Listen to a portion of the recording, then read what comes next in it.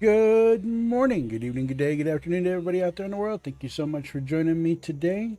We are living in the verse, and this is Star Citizen. Well, what the fuck, man? All right, so here we go. We got not a lot of gameplay of this one, but what we are going to do is we're going to talk a little bit about the item recovery drama and some talk about our our good friend, the Drake Caterpillar. Yeah. So let's get started with the hotbed issue. First look at item recovery. Well, we're gonna take a look at with Salty Mike, because Salty Mike is the shit, and he is one of the go-to commentators on Star Citizen that I go to, along with Space Tomato, and you know, actually, those are kind of the ones that I go to the most. Close in running though is Forrester and of course Board Gamer. These are our Star Citizen big wigs. So what are we going to talk about? Well, let's kind of go through the first the first implementation of this. This fucking holy crap, dude! CIG, man, when they want to change something, man, they kind of put their foot in it, don't they? All the way to the hip. You got all kinds of gunk and shit coming up into your hip waders. So with the implementation of Tier 0 item recovery, it looks like basically your loadout. You get a loadout, you die, you keep your loadout. Nobody can touch it. You respawn with all the shit that you had on you, with the exception of whatever you have in your pockets in your backpack. I mean, pretty simple, right? Tier 2. Let's see. So you get the ability to register your loadout to an ASOP terminal, or some such conveyance of action. If you get your personal loadout, you basically get insurance on your gear. So that's tier 2 implementation. So now you you get all your shit back at a cost of time and or UEs. So that's pretty much that. What happens to your body? Well, it seems that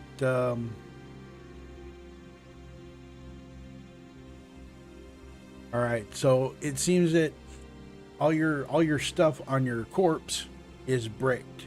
So they can't use it. They peel it off your body. They can sell it, but it's pretty much it's a freaking it's a weight. So looting then becomes like, you really want to loot that? You're not going to get the skin from any of the subscriber gear or anything like that. It's just going to be your stock freaking asset. Unique stuff would become non-functional, whether it's like it who knows how they're going to implement. There's a million and one ways, and we can sit here and we can try and theory craft all kinds of fantasy whatever to try and predict how CIG is going to implement this once it's bricked, or once it becomes non-functional, how that's going to be implemented. So restoring bricked and items and crafting the tier 2 thing. So basically, like they talked about in the sitcom about stealing ships and acquiring ownership of your hot loot, they're going to want to try and do something similar to your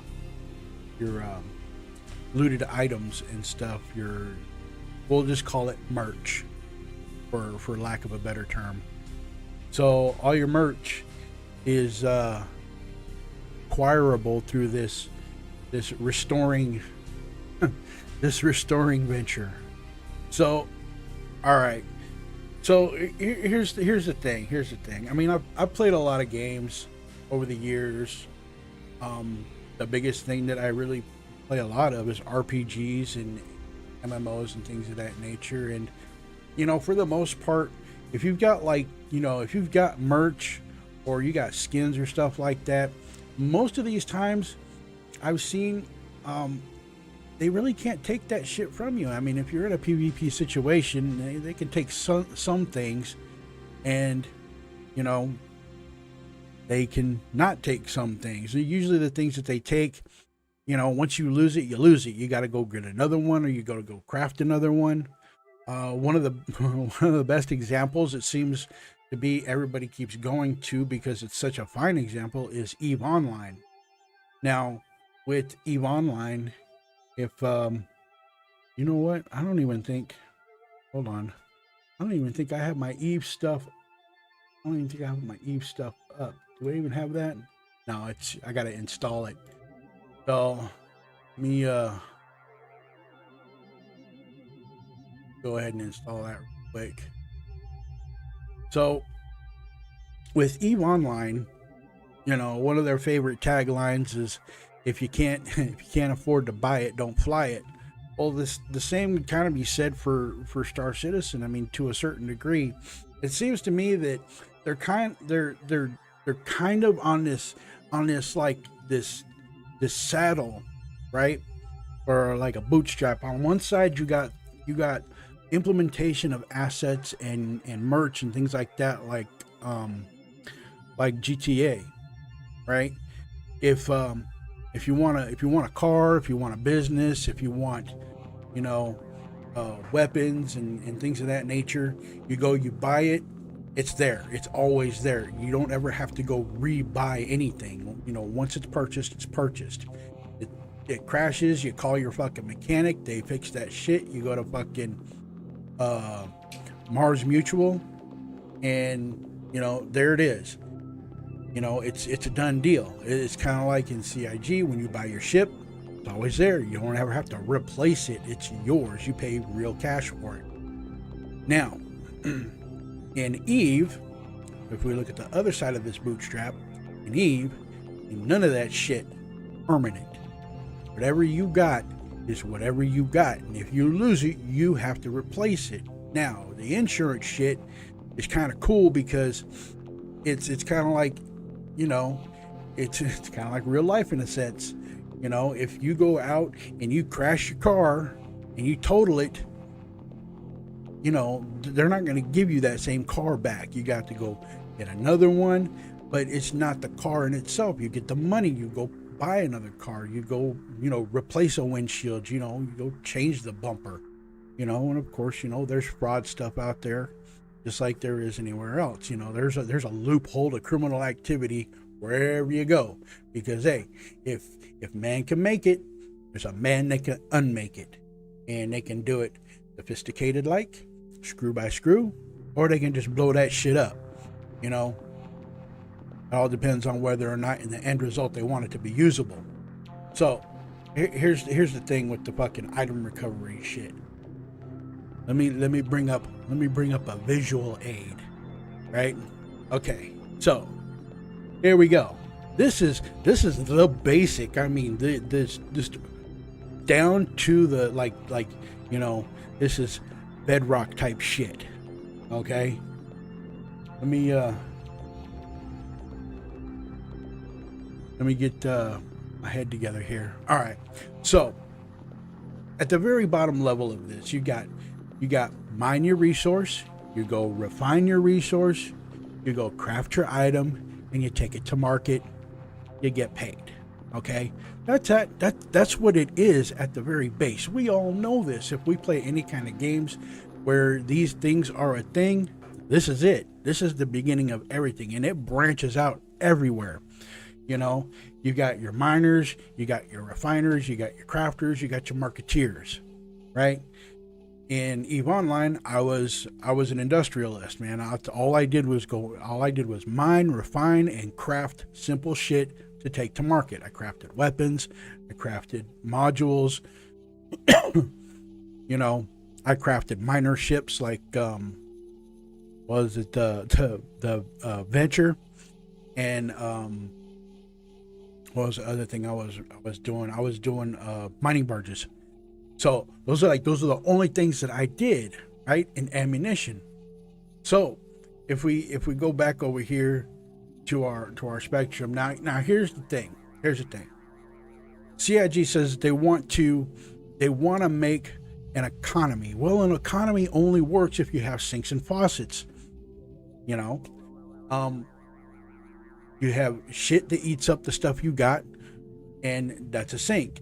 And then you got shit that makes stuff to replace the shit you lost. There's a faucet, right? It's pretty simple freaking, this is pretty simple math. Okay? So they say, well, we want to be able to get our subscriber gear back. Because like at the root of all of this controversy, that is the crux of it all. Tired of losing our freaking subscriber gear and having to wait for a new patch to get our shit back. Now, if we go into the verse, man, if you go into Stanton, any of the landing zones, any of the cities that you go to, you will find a lost and found kiosk. They're there. They're few and far between, but there's at least one in every landing zone. I've seen them, right? I think there's even one in Grim Hex, if I'm not mistaken. But here's the thing. They could use that, just that alone, to reclaim your subscriber gear. Now here's the thing about it. This is the question that's stuck in their minds, right? Duplication exploits. All right. Well, they kind of painted themselves in a corner with this whole bootstrap issue, right? They want to have it one way and then they want to have it the other way. Well, the reality is you can't really feasibly have it both ways, because one way is not conducive to the health of the other way. So if you want something more akin to if you want something more akin to GTA Online, where once you buy it, it's there forever. All you have to do is go and reclaim that shit, or do a I guess reclaim it, and it's there. Once you got it, you got it. If they blow it up, they send you back to your freaking your last respawn point, and then you gotta go reclaim your ship. You wait it, you expedite it, whatever. There's a minor money sink there. But on the other side of that coin, it goes back into this baseline chain of economy. If you buy something and you don't ever need to build it again, what does this do? Because honestly, if you really think about it, GTA doesn't really have an economy. I mean, you make money for one-offs, right? The only thing you're making money for is to buy new shit. You don't ever have to replace your old shit. If your car gets dinged up, yeah, you can take it to the garage and you can repair it if you don't want to do other things. But let's just face it, that's more like RP type shit. It's not really necessary. It's easier just to fucking blow your car up, or send it off, put it back in storage, and then recall it. So with that, like, that's the way that works, and it works fine for what it needs to do. Everybody's happy with GTA in that sense, with the minor exception of Take-Two Interactive being some kind of like douchey sometimes. But hey, all the game development companies got their fair amount of douche that they can dish out. Let's not sugarcoat it too much. They can all be dicks every now and then. But excuse me. If we go on the other side, and we'll look at it through the lens of EVE Online, we can look at it in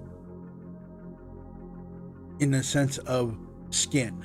Now, I do know, if I'm not mistaken, I know you can actually buy ships now in EVE. You can buy fully, you know, I don't know if they're all kitted out. I'm pretty sure if they're doing that, you could probably get some that are kitted out. But you can buy ships and stuff in EVE. Now, you buy a ship in EVE with real money, that's, you know, that's a gamble. Because eventually you're going to lose that ship and then you're out whatever you paid with your hard-earned cash. But if you're out there, you know, mining, refining, and crafting and all that other shit, you know, you can eventually replace all that stuff. I mean, if you got the money to do all of that stuff, that's cool. And that's one thing, but we're talking about the bigger picture here. So if you get your loadout and you want the loadout to be your loadout, then, you know, why are you worried about losing it? It's part of the economy.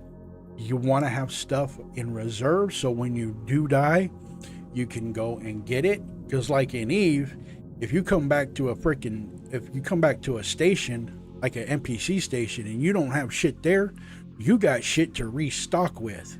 You have to buy stuff where you're at, or, you know, you need to sneak back to your freaking POS and, you know, go re-equip and re-up and do all that other stuff. And sometimes, you know, even on the way back to go do that, you get potted. You know, it's just part of, you know, it's part of that world. In Star Citizen, I kind of get the feeling that the devs are looking to have it more that way than the GTA way, but they're trying to also have their cake and eat it too. It was like, okay, you pledge for a ship, you know, you pay real money for that ship, and, you know, you should have that ship. I mean, if you know, if you get it, then you should be able to recover it at your leisure. The whole thing is with their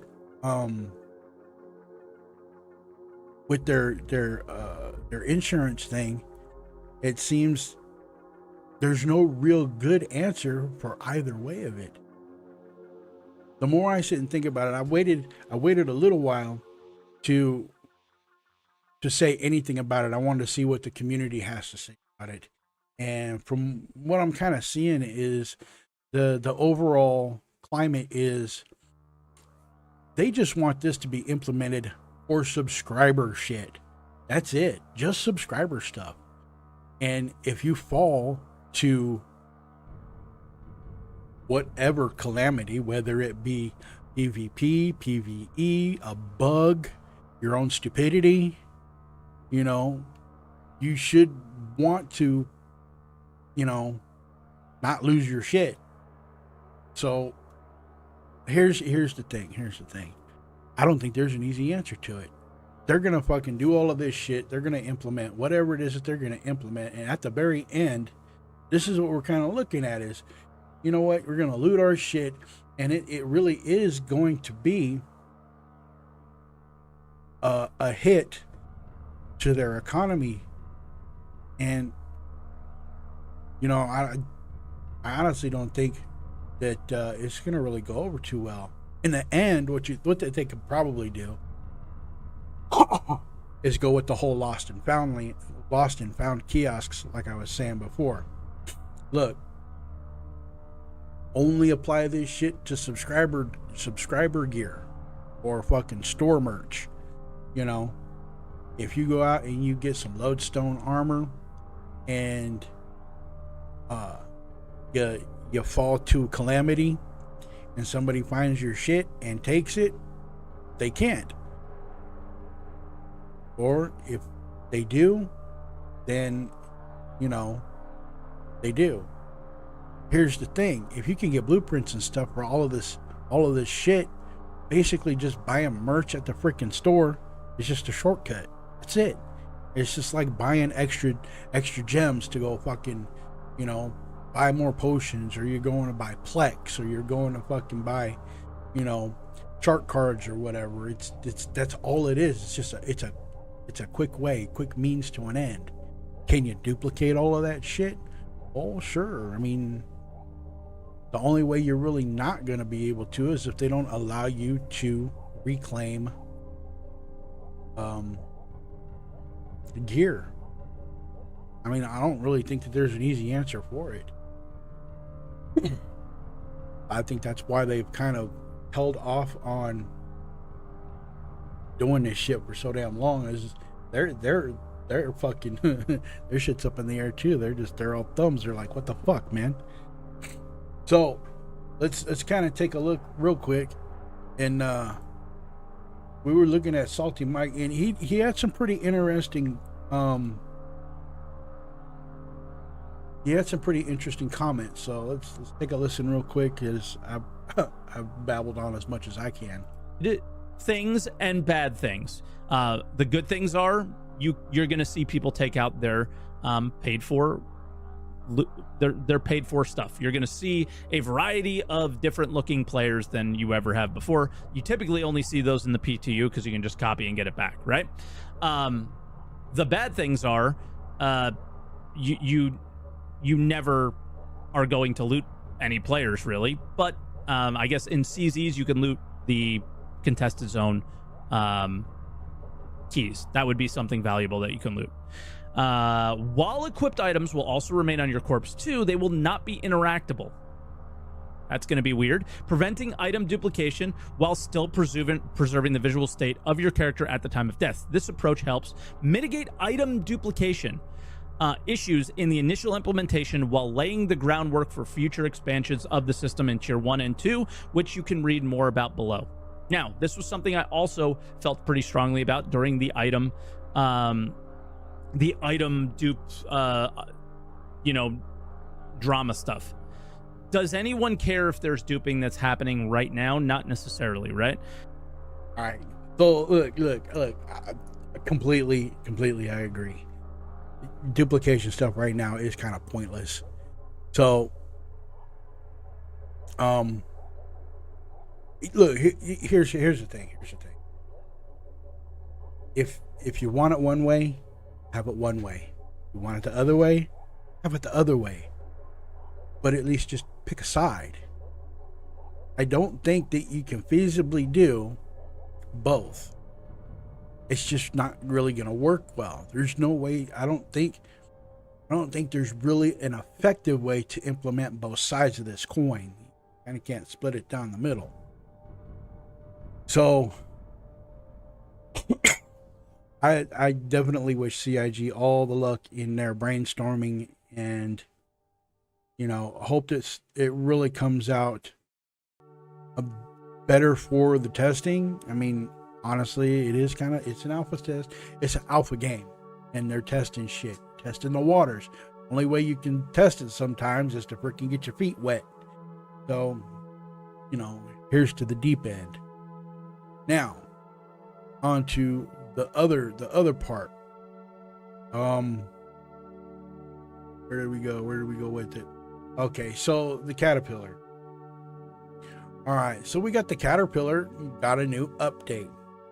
Now, I'm not going to go in game and go through all of the rigmarole to go over there and drag out the fucking caterpillar from the garage and shit. This is a visual aid. It's fine. Right? We all know what it can do. So now we got our modules here, our cargo modules. They now extend all the way down to the ground. So that's kind of cool. It's a good start. Here's the thing that I see, just as a structural kind of, as a structural look. Now we have tractor beam emitters here and here, right? And presumably you should be able to tractor shit onto the platforms while they're on the ground. Now, I took a look at this in game, and both of the tractors actually have pretty good access, with the exception of the front. They have pretty good access to the platforms as they're sitting on the ground here. And I think that's cool. That's all right. I think they put that there because they were thinking a little bit ahead, and they saw this as well. Once the platform is all the way on the ground, the tractor beams that they do have can put things on their platforms rather easily and with little trouble. Now, here's where it gets kind of iffy. Look, the one thing you can't do is you can't fit any 32 SCU containers long way. If you stick them perpendicular to this, you can't walk through. You got to take the catwalk. Now, they put a walkway all the way through the center for a reason. Now, whether that reason was ill-conceived or not, who knows, right? Whoever designed the ship did a pretty good job. I think it's a pretty good design. Me personally, I like the C2, much easier. But for those of you out there who do like the Caterpillar, you know, once you got your shit loaded up with cargo and you want to be able to walk down the freaking hallway, you should be able to do that. But if you're loading big cargo like 32 SCU containers, then it becomes a little bit of a problem. If you look this way, inside the cargo container, I'm pretty sure it was at 16. You might be able to fit a 32 long ways this way, but right here you should be able to fit them down the side. So in order to do that, instead of having 4 bays, you could have 3 or 2. Now, if you drop it down to 2, I mean, you could still have that the other landing gears there, but it would need a little bit of a redesign. You take out this midsection right here and link these two together so that it makes one cargo room, and then you have your 6 legs down the side. You can still get that Caterpillar kind of look to it. But the cool part about it is you can stick your 32 SCU containers long way in line with the ship, and you could stack them 4 deep, 2 on the bottom, 2 on the top, and then still have room to walk down the center of your freaking hallway there. And then, you know, if you need to come all the way down here to go jump in the freaking turret, then you'll be able to do that with little trouble without having to, you know, go through all the guts of the ship to get catwalk, go up and down ladders and whatnot. But here's the thing. When the cargo lift right here, when it drops down, there's no snappable grid at the bottom. Now, if you've got your tractor here and you drop a box or 2 over here, you should be able to snap it there, lift up into a 2-step procedure here. So one lifts it from the ground to the level of the deck. That way you can move cargo from the lift to the bay, right? And then if you want to close the door, then you close the door afterwards. You ain't got to worry about all that other crap. Or if you got other things in here that you want to keep in the bay on the floor, you can stack cargo up on the wall because the cargo grid would still be able to snap. Now, granted, you're not going to have you're not going to put 16 SCU cargo crates up there because they're just not going to fit. But you could have a few 1s, some 2s, maybe a 4, stuck to the side of the wall, which would be your lift floor. The other thing is they show your Caterpillar carrying vehicles and shit, but yet you drive the fucking vehicle up there like the whole rear end is hanging out the fucking bottom. And then, of course, without the 2-step freaking action here of lifting and then closing, there's no way to feasibly get a vehicle up in there. You still have to, finagle it. But once this lip is down on the ground, to have it extend where you can drive a vehicle on there, lift it up to the deck level, and then drive it in. That would seem to be a little bit more, advantageous for, cargo haulage. Plus, you could also, I think, here's the thing. I'm thinking, and this just kind of occurred to me. If the bottom of those freaking lifts, which make the doors, if they had snappable cargo grids, you could actually increase the amount of cargo that the ship can carry, because then, even if it's just one level high that you can snap cargo to these floors, you leave them open, that's a whole lot more cargo that you can carry. Just saying. So that could be a possibility of why they didn't make these snappable. The other possibility is they just didn't get around to doing it that way. But as a first implementation, I don't think it's too bad. I think it's a step in the right direction. Plus, I kind of think it is the way forward to the Drake Ironclad and other Drake ships, like the Kraken and all that other stuff. So like they were saying, is like if they're in a production line, they're going to use assets from one ship next to another ship next ship and so forth. So basically all they're doing is just changing size and dimension. And while they're, kitting out more assets and more pieces and parts to like kit bash all their shit together, they're coming out with more ships. Plus, hey, they'll be able to bust them out a whole lot faster if it's all modular in and of itself. So that's pretty much it. I ain't gonna drag this out a whole bunch. We're already running at 30 minutes. So that's kind of my thoughts, my 2 cents, and that's what the fuck. So I guess in short, what are we really looking at? You know what? All the other stuff that's coming in 4.1 is probably gonna be pretty cool. I mean, they got the Banu guy, they got a few new missions, they got a little bit new content, some cleanup work on the back end. Hopefully they'll make it a little bit, safer to run around the verse, without worrying about getting shot and all of that. We're talking bugs here. So hopefully that'll be a little bit smoother. And the whole merch thing, I don't know, man. It's only time will tell what they're really gonna do. If I want a theory craft for just a hot second, I think what they should do is just limit the whole implementation of item recovery to just the subscriber merch. All that other shit is going to be all of that other shit. Are you going to have people running around with just subscriber merch? No, because not everybody's going to buy that shit.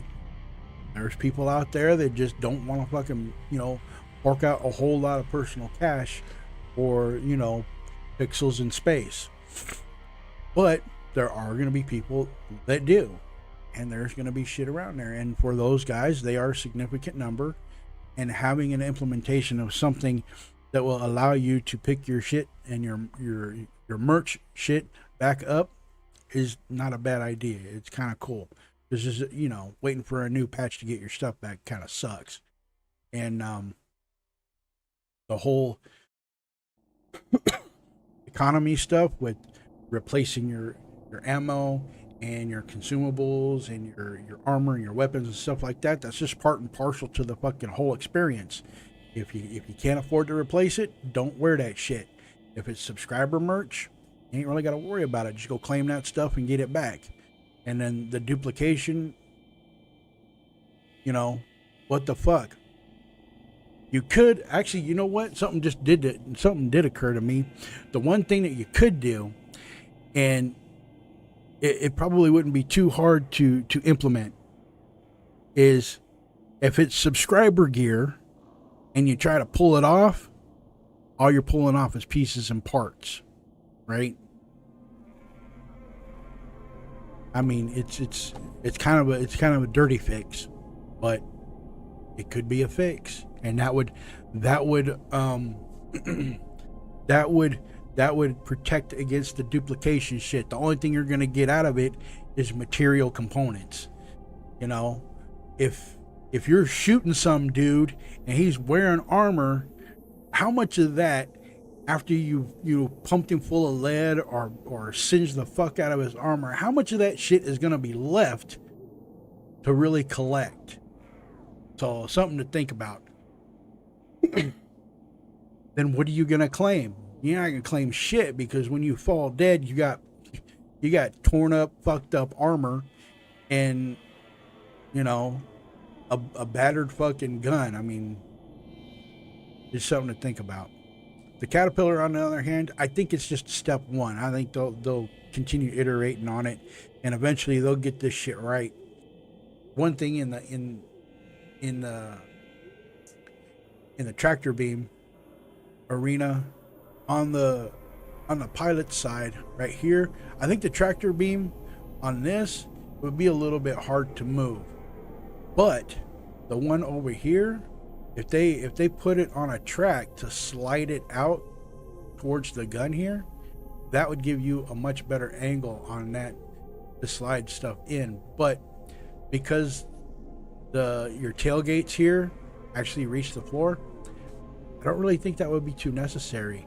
You just use your zoom to zoom in, so you get a little bit of a better view of these further out tailgates, and then maybe like make a 2-action thing to where it'll stop right at the deck, and then put some snappers on here for your cargo on the plates here. That way, you know, it's like real shit. You know, you load it on the floor, you lift it up to the deck, you get your dolly and move it over into the fucking cargo hold. Easy peasy, Japanesey. So that's gonna be it. That's my 2 cents on that whole fucking shit, dude. I think some of us out here in the verse, man, they man, you give them an inch, man, they're gonna take a couple of freaking parsecs. So I think it's just a knee-jerk reaction. I think CIG is watching real close to see how we react, why we react, or they start making other decisions. Now, do we have a little bit of influence? I think a little bit, because they've already shown that, you know, if we put up enough, you know, bitching and moaning, that they do eventually cave on some things. I mean, some things. It's not a big number. Other things that they hold firm on, and they're just like, nah, it's just going to be the way that it is. I think in the end, it's kind of like, how easy is it to change once they've settled on something, to change it to something else? Because, you know, we didn't get CIG, we didn't get the verse the way that it is by being silent, you know. So change can come. It's just a matter of how they want to fucking implement shit. So